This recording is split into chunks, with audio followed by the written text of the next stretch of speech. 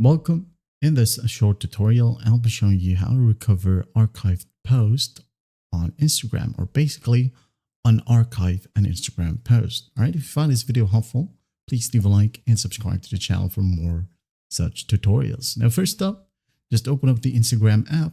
Now go ahead over to your profile, tap on it. Now, at the top, we have the three horizontal lines. Now, sometimes there will be a bug that you won't be able to see these options.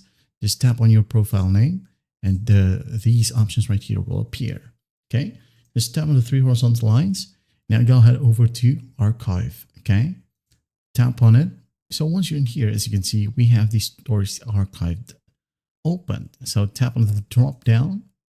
Now use the post archive. Okay, tap on the post that you wanted to recover. Now tap on the three dots besides it. Now go ahead and tap on show on profile.